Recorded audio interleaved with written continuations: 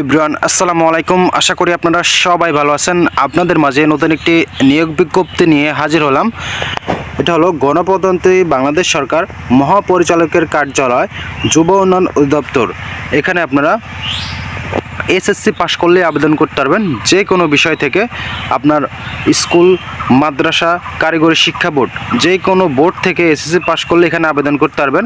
এখানে আপনার 30শে মার্চ সার্কুলারটি প্রকাশিত হয়েছে।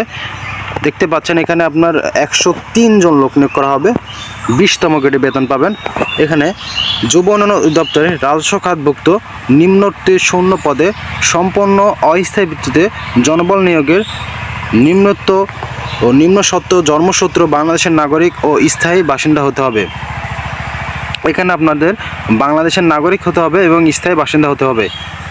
বন্ধুরা, এখানে আপনার বয়সসীমা চাওয়া হয়েছে 18 থেকে 32 বছর। 18 থেকে 32 বছর হলে এখানে আবেদন করতে পারবেন। এটার আবেদনের শেষ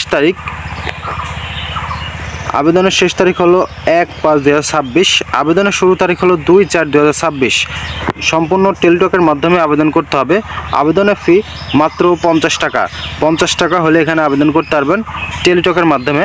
বন্ধুরা, এই চাকরি আপনার নিজ নিজ উপজেলাও হতে পারে, আবার আপনার পার্শ্ববর্তী উপজেলাও চাকরি হতে পারে। এটি আপনি যখন চাকরি হয়ে যাবে বা চাকরি করতেছেন 2-4-5 বছর করার পর আপনার নিজ উপজেলায় পোস্টিং নিতে পারবেন। এই চাকরি একটা সুযোগ সুবিধা রয়েছে। বন্ধুরা, এই চাকরি সম্পর্কে আরও বিস্তারিত জানতে আমার ভিডিওটা অবশ্যই কমেন্ট করবেন, আমি আপনাদের সম্পূর্ণ জানিয়ে দেব।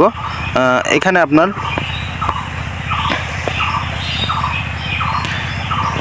অফিস সহায়ক পদে যেই নিয়োগ বিজ্ঞপ্তি প্রকাশ করা হয়েছে, আপনারা অবশ্যই আবেদন করবেন।